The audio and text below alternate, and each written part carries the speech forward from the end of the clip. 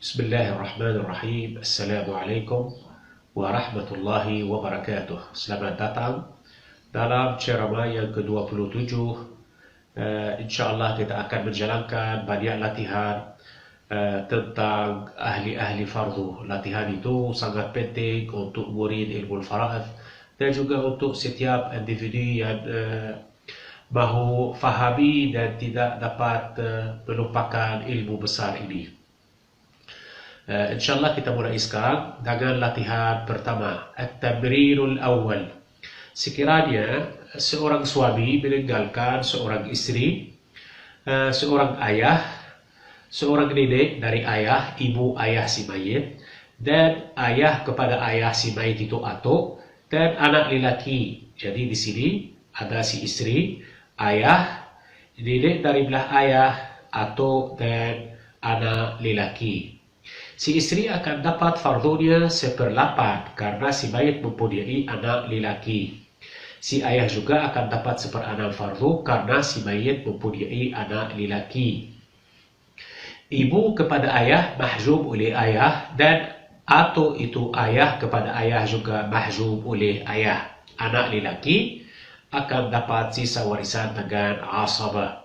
Jadi di sini pangkal masalah dari 24. 1/8 itu 3 saham untuk istri, 1/6 4 saham untuk ayah, dan ibu kepada ayah itu nenek dari belah ayah, dan ayah kepada ayah tak dapat apa-apa, dan anak lelaki akan dapat 17 saham sebagai asabah. Latihan kedua, at-tamrinul thani. Sekiranya si suami meninggalkan seorang istri, seorang ibu dari belah ayah itu ibu ayah, dan atuk itu ayah kepada ayah si mayit, dan juga anak lelaki. Di sini si istri akan dapat 1/8 sebagai fardu karena si mayit mempunyai anak, itu anak lelaki. Ibu kepada ayah si mayit akan dapat 1/6 sebagai fardu. Atuk itu ayah kepada ayah akan dapat 1/6 sebagai fardu, dan anak lelaki akan dapat sisa warisan dengan asabah. Di sini ibu ayah itu adalah istri kepada atuk. Jadi pangkal masalah dari 24, 1/8 itu 3 saham untuk si istri, 1/6 4 saham untuk nenek dari belah ayah, dan 4 saham juga untuk atuk. Manakala anak lelaki akan dapat asabah itu 13 saham. Latihan ketiga, at-tamrinul thalith.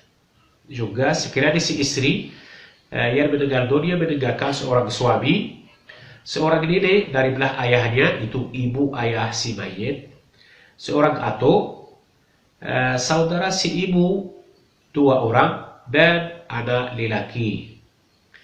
Si suami akan dapat 1/4 karena si mayit istri itu meninggalkan anak lelaki.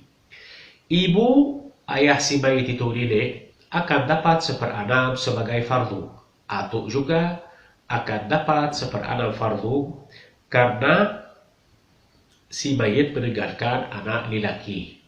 Saudara si ibu mahjub oleh anak lelaki dan oleh atuk juga. Jadi anak lelaki akan dapat sisa warisan dengan asabah. Pangkal masalah di sini dari 12. 1/4 itu 3 saham untuk si suami, 2 saham untuk nenek, 2 saham untuk atuk, dan 5 saham sisa untuk anak lelaki sebagai asabah.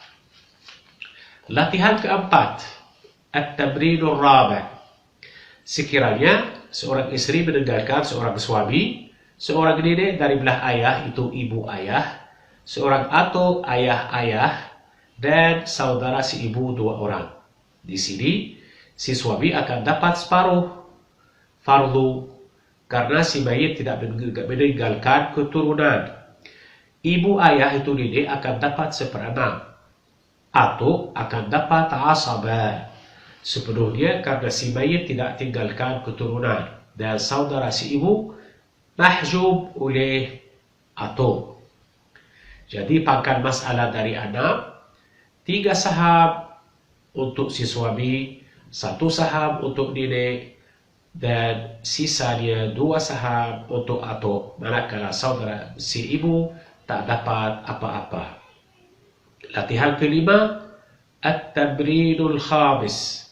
Sekiranya si istri meninggalkan seorang suami, seorang nenek dari belah ayah itu ibu ayah, dan saudara si ibu 2 orang. Sini si suami akan dapat separuh karena si mayit tidak meninggalkan keturunan. Ibu ayah itu nenek akan dapat 1/6 sebagai fardu, dan saudara si ibu 2 orang akan dapat 1/3 karena mereka lebih dari 1 dan tidak mahjub oleh pewaris-pewaris yang lain. Pangkal masalah dari anak, separuhnya untuk si suami itu 3 saham, 1/6 itu 1 saham untuk nenek, dan 1/3 itu 2 saham untuk saudara si ibu. Tiap saudara dapat 1 saham. Latihan ke-6, at-tabrinus sadis. Sekiranya si istri meninggalkan seorang suami, seorang ibu dari ayah itu nenek belah ayah, dan saudara si ibu 2 orang, seorang ibu, seorang anak perempuan, dan pakcik kandung. Jadi di sini si suami akan dapat 1/4 karena si mayit meninggalkan keturunan, yaitu itu anak perempuan. Ibu ayah adalah mahjub oleh ibu. Nenek sini mahjub oleh ibu karena ibu menghalang semua nenek dari mendapatkan warisan. Saudara si ibu juga mahjub oleh anak perempuan. Ibu akan dapat 1/6 sebagai fardu, dan anak perempuan akan dapat separuh karena dia 1 dan tidak mahjub, karena dia anak perempuan ini adalah 1 sahaja dan tidak tasib sama anak lelaki. Dan untuk pakcik kandung sisa warisan dengan asabah. Di sini pangkal masalah dari 12. 1/4 untuk suami itu 3 saham. Nenek dan saudara si ibu tak dapat apa-apa. Ibu dapat 1/6 itu 2 saham. Anak perempuan dapat separuh, 6 saham. 6 sama 2, 8, sama 3, 11, tinggal 1 saham asabah untuk pakcik kandung. InsyaAllah lebih latihan dan lebih penjelasan terdapat dalam buku. Wassalamualaikum warahmatullahi wabarakatuh.